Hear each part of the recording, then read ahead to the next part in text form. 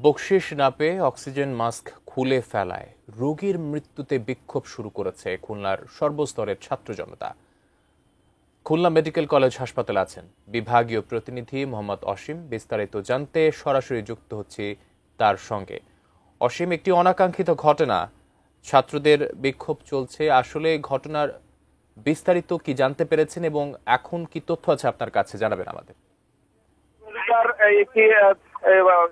বকশিশ না দেওয়ার কারণে খুলনা মেডিকেল কলেজ হাসপাতাল থেকে সাইফুল নামের এক রোগীর মাস্ক খুলে নেওয়া হয়েছে। তারপরে 20 মিনিট পরেই কিন্তু তার মৃত্যু হয়েছে। এই মৃত্যুর ঘটনাকে কেন্দ্র করে গত 2 দিন ধরে খুলনা মেডিকেল কলেজ হাসপাতাল কিন্তু থমথমে অবস্থা বিরাজ করছে।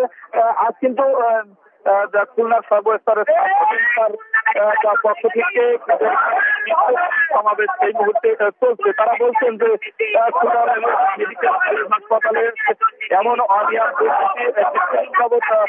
হয়ে থাকলে এখনো কিন্তু কার্যকরী কোনো ধরনের পদক্ষেপ তারা দেখছে না। সে কারণে কিন্তু তারা করছেন। তারা বলছেন যে আজকের মধ্যে যদি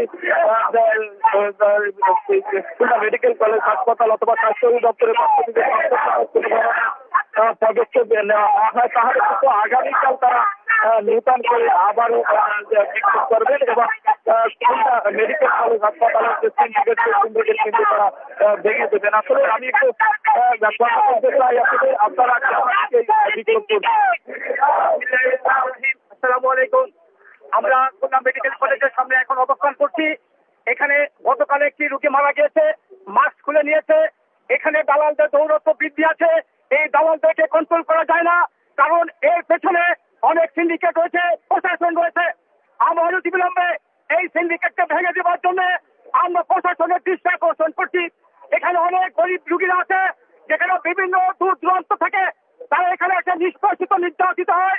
এই দালালরা এই রোগীদেরকে বিভিন্ন ভাবে প্রলোভন, তারা বিভিন্ন ক্লিনিকে তাদেরকে বহন করে নিয়ে যায় টাকার বিনিময়ে এবং সুচিকিৎসা তারা এখানে পায় না।